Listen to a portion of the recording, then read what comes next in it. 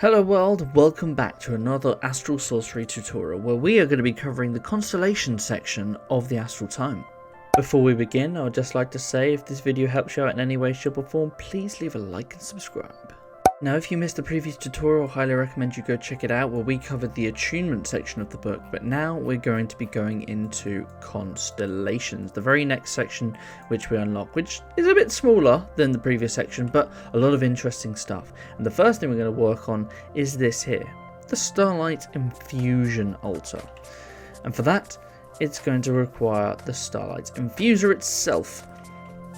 This is going to require 1, 2, 3 runed marble, 6 marble pillars, 4 gold, 2 aquamarine, 1 star metal ingot, 1 bucket of liquid starlight. And that's going to be crafted in our celestial altar, which we unlocked previous tutorial. Now, again, this is broken because we don't have the altar built, but over there on a proper altar, it would actually work. Now, the Starlight Infuser is a pretty cool item. What it can essentially do is transmute certain things, similar to how we were using Starlight with directing it with lenses and transmuting certain blocks. We can use the Starlight Infuser to specifically transmute other things, either break them down or change them entirely. Now, this is another multi-block structure. It's a 7x4x7. If you hover over the star, it will tell you all the items you need, as well as in the book you can see where things are going to be placed. Now, something to note as well, you see how there are these spaces here, these 9 spaces in total. Each one of these spaces needs to be a solid or source block of liquid starlight itself. So if we go around the back here, I've built one already, and this here is our Starlight Infusion Altar. Now, it's very simple to work. All you've got to do is place a specific item on top of the altar here by right clicking, and then you have to use your resonating wand to right click on it again. As you can see, we placed an item there. We right click on it, and then it will start doing a little animation and it will change into another item. But what items can actually be infused on this altar? 26 different things in total. Some are modded, some are normal, but let's run through them quickly. We'll go very quick. So first, blaze rod can turn into 4 blaze powder. Slime turns into magma cream. Ender pearls, ender eyes. Bones into 4 bone meal. Gunpowder into glowstone dust. Iron ore turns into 3 iron ingots. Gold ore, 3 gold ingots. Redstone ore, a block of redstone. Lapis ore, a block of lapis. Emeralds, 5 emeralds. Diamond ore, 5 diamonds. Redstone into gunpowder. Nether gold ore into 21 golden nuggets. Melon slices turn into glistering melons. Carrots into golden carrots, dirt into grass, sand into clay, glass, any type of glass, doesn't matter whether it's coloured or not, turns into ice, and ancient debris turns into 2 netherite scrap. Panes, whether that's any colour panes, turn into the glass lenses from Astral Sorcery. Infused wood, which you get by dropping a log into liquid starlight, will get you the vibrant infused wood. Aquamarine on the Starlight Infuser will give you a resonating gem, and then each of the different types of tools, besides the hoe, will turn into an infused crystal version of that. So if we just get a couple of items here just to demonstrate some of the more important ones here, we'll get these ones here, and we'll demonstrate how this works. So with the blaze powder, you right click there, you put the resonating gem on, you'll get an animation, and then eventually it will change into the items. It doesn't generally take too long, and there we go. We now have 4 items. Now, something to note is that when you are doing a craft, it doesn't matter what the craft is, there is a potential for one of these source blocks to be used up in the creation of your item, which means you are going to need to have a constant supply of liquid starlight to replace any source blocks that are missing. And here we go, we've got our first resonating gem. Now this is just another crafting item which is used in various resources or various items inside of the mod, but the main things to look at are the resonating tools. So we're going to cover these now quickly. Sorry, not the resonating tools, the infused tools. Now these are very special. Now, by themselves, these tools don't do anything too amazing. When you do infuse them, you can get a couple of bonuses. As you can see on the pickaxe, you'll get +1 added mining size. On the axe, you'll get 10% increased mining speed. On the shovel, you actually get nothing. And on the sword, you get a +5% added critical hit chance. Now, we have got infused here just the default. You've got 3, 3, 3, and 3 on all of our different tools. That is size, shape, durability, and efficiency. We've covered those in the previous tutorial, but you get a certain bonus ability with each of these tools. With the pickaxe, say you're down in a hole somewhere, if you right click with this, it will show you the direction of all different types of ores. And as you can see on the hotbar, after you activate it, there's a little cooldown here in the corner which shows when the next one can be activated. Now obviously we can see coal is here, and when you right click, you see that's in the correct direction. If you look around, you'll start seeing various different places. Besides that, it doesn't actually mine any more quickly, but obviously you get the added mining size if you attempt to mine. So here we are in survival. When we break this, we now break in our 3x3, and that includes the dirt. Now with the axe, we'll see here we got plus 10 mining speed, but another ability is that it chops down a whole tree at once. More than that, in fact, it chops down several trees at once. But without the ability, let's just activate it here. Without the ability, we can actually still chop down one whole tree. Apparently that was a complete lie. You can only do it with the actual ability, but it's still pretty quick. You still got that plus 10% anyway. With the shovel, obviously you've got no new abilities just by infusing it itself. However, with the ability, every time it ticks down, you'll be able to do a large area at once with just one simple click. Now, obviously it's going to change a little bit each time you do it, as it only seems to cut off when it hits a new block type. So let's actually try this when it's a lot more dirt. So here we have a large area of dirt that's all exactly the same, and if we break it somewhere in the center, you see that this seems to work in a bit of a circular pattern, which seems to be from what I've just added up, a 21 by 21 square if all the blocks are the exact same, which is pretty powerful. And then vertically, it's a little bit different. It still works in a circle, but it's not as much of one. And it also depends on the spacing around you, as you can see. But it's still a pretty large area if you're going through the mines. So here I've spawned in a load of sheep, and the last ability we're going to show is obviously on the crystal sword, which gives us 5 added critical hit chance anyway. But when you hit an enemy with this, it actually has a large area of this sort of lightning attack, and it will AoE damage a lot of enemies that are around. And if you do it obviously on just the one, you don't have to do the critical hit jump, it will still do everything. But moving on, now that we've shown off everything that the Starlight Infuser can do, let's move on to some of the other cooler things you can do with the mod. Now, the next thing is going to be something that's really useful when it comes to tree farming. And that is going to be the tree beacon. Now the tree beacon is made with one of these new resonating gems, which obviously we get from the Starlight Infuser, with another bucket of liquid starlights, 4 ruined marble, 6 leaves. Now I don't believe these leaves need to be the exact same, and a sapling. The sapling also doesn't have to match the leaves. Inside the celestial crafting table, and this will get us a tree beacon. Now tree beacon is very useful for when you want to do a tree farm. Simply place it down and it won't actually do anything. You'll see that this big light though, but nothing will actually happen.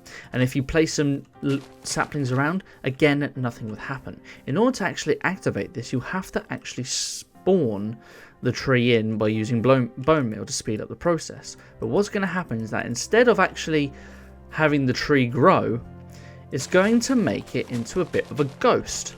Now this ghost is an item that's slowly going to decay over time, but when it decays, it's going to just drop the items on the floor. So it will get you wood, apples, sticks, maybe even leaves if you get lucky, but this has a massive amount of resources coming out of it. Now from online, I'm seeing that 2 or 3 saplings will yield you over 2 double chests full of logs, saplings and apples. So you can get a lot just out of one of these. Now when you do have a ghost here and say you want to get rid of it or move it, all you have to do is break the tree beacon, and that will spawn the ghost in as if it was a proper tree, and then obviously you can remove that tree for whatever you need to.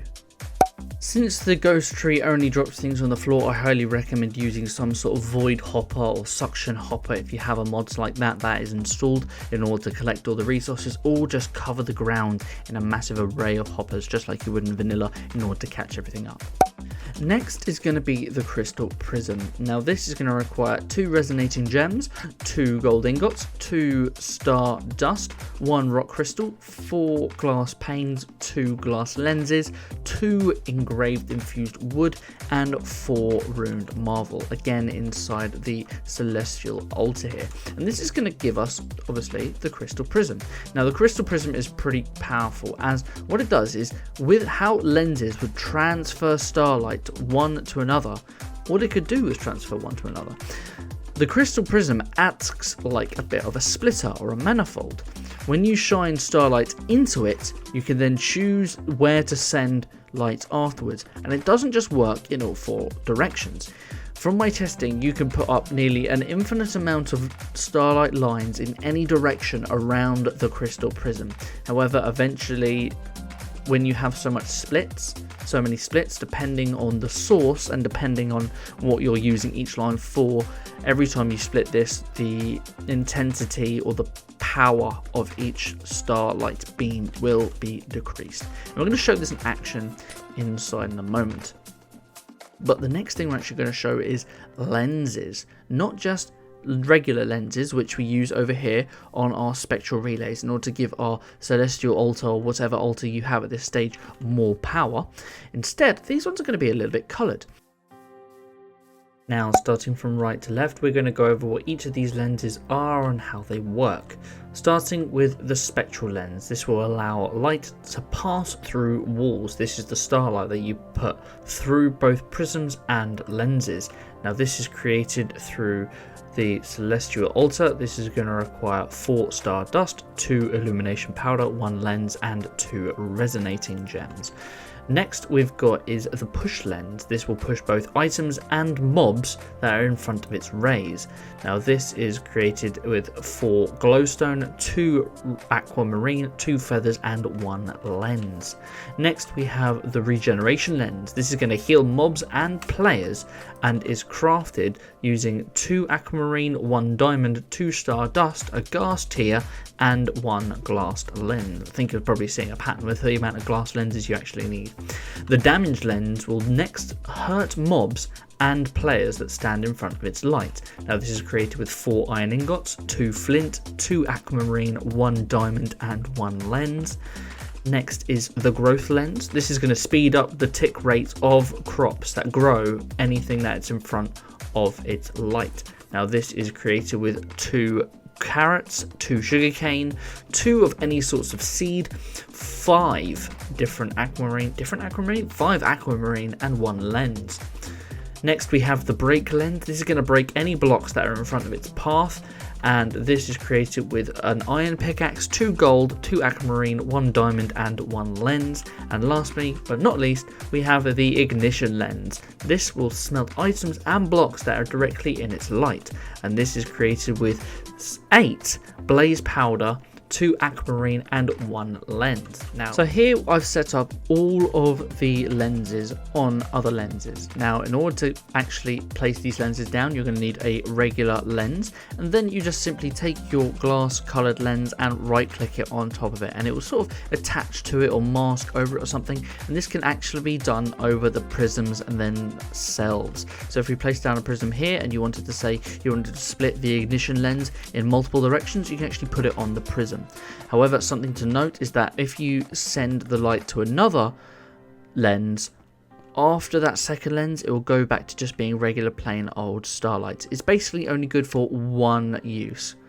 But let's quickly show off how the prism works. So I've got off here a collector crystal. Now the collector crystal is the exact same as this one here, except I've just spawned in a powerful one. We'll go over how to make them in another episode. I've got that firing down at our prism here, and I've got this one prism splitting to all 7 of these different lenses here. So as you can see, it's very, very powerful. Now obviously let's go from right or left to right. We've got the purple lens here, which is obviously the spectral lens. This allows light to pass through blocks. Now there's no specific way of actually seeing how it works. When it actually does its little light shine, we'll see that it does actually reach all the way to this block over here. There we go, you see it passes straight through. Then we have the push lens, which I've got here. If you jump in it, it doesn't really do too much, but if you throw a block, as you can see, it flies straight away. And I believe if you also put a mob in there, they get pushed away really quickly as well, and end up hovering if they don't go too far. Now, bearing in mind that I only shone this light up to this block here, I don't believe I pushed it all the way down there. And it's pushed it very, very far, and very, very quick as well. Now, this can actually be sped up as well. Is sped a word? I've got no idea. If we place down ice on the floor here, items will get pushed along even faster, which is very powerful. Next, we have the regeneration lens. If we actually hit an enemy, you'll see that they only have 1/2 of a heart left, and they will eventually start getting health back. As you can see in the top there, they just gained 1 heart, and again, there we go, they keep gaining another heart. Next is the damage lens, which obviously hurts mobs. Bye bye, little sheepy. Next, we have the growth lens. Now, I have this pointing over at this block here, and if I right click with our seed, you'll see that it starts rapidly growing our wheat here. Now, something to note is that you can't have the lens blocking, because if I put this here, it's actually going to stop that over there. It's going to take the first point of leaf that it can actually seed that it can see. So this is more of a lens that you probably want to actually use on a prism itself, because that way you can have it spread across multiple blocks instead of it having the one, because after it's finished it doesn't continue passing through. You have to break everything that's in the front in order to do something later. So if I put this here, it's going to stop that again. If I put that here, it's still going to stop that. Next we have is the break lens. Now the break lens is very powerful. I have this pointing to this gap here. Now if I right click, as you can see, it breaks things pretty quickly. Even stone, and the harder it is, the longer it will take. However, it will still break. So if we get some obsidian here and spawn that in, we'll see that if we place this here, it will break it over time. In fact, it is still quicker than just doing it manually.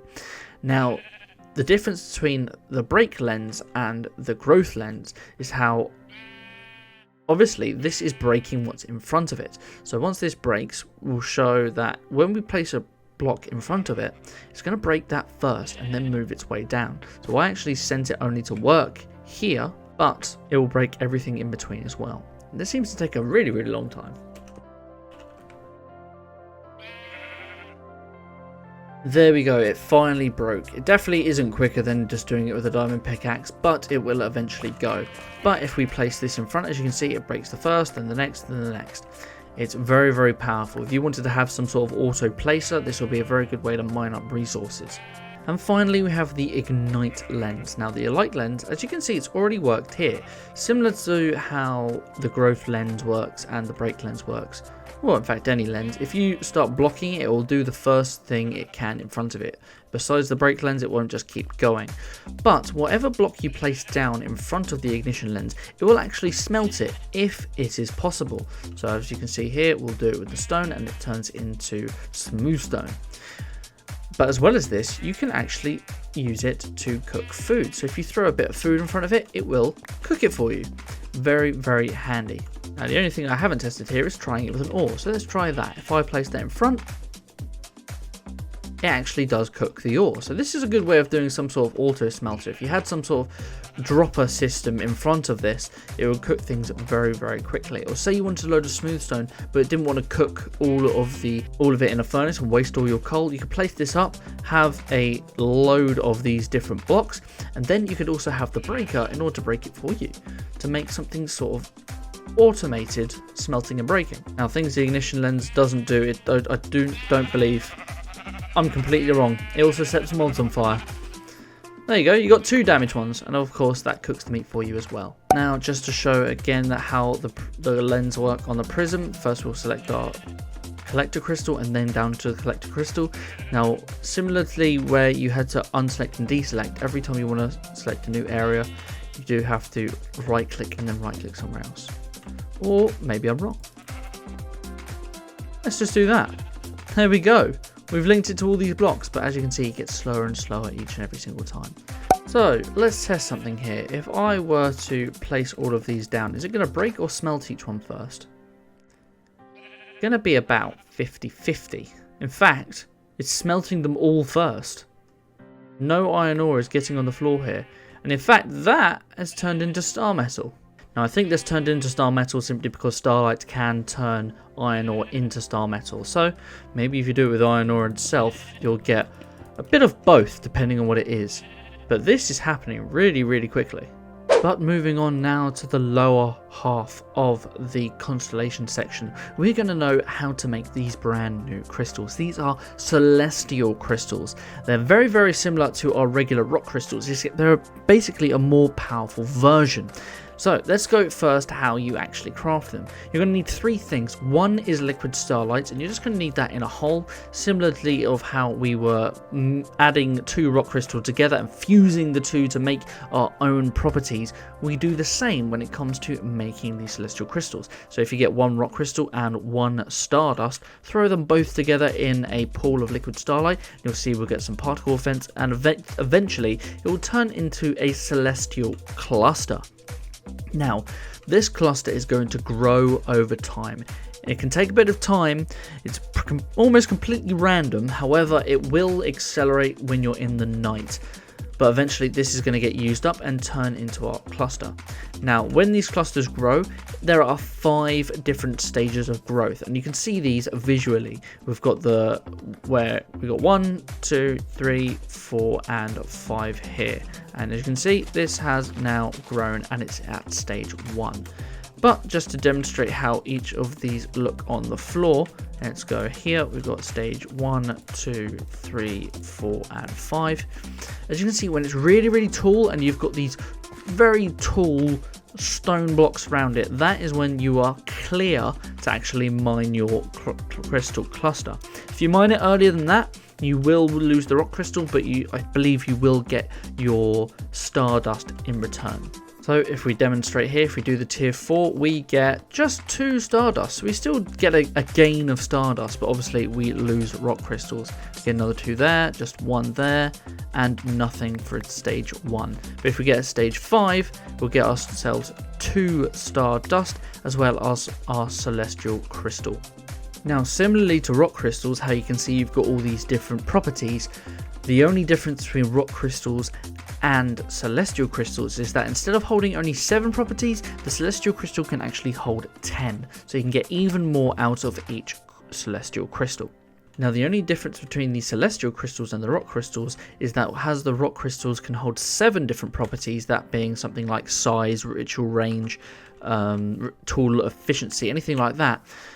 The rock crystals can only hold 7 properties, but the celestial crystals can hold up to 10 different properties.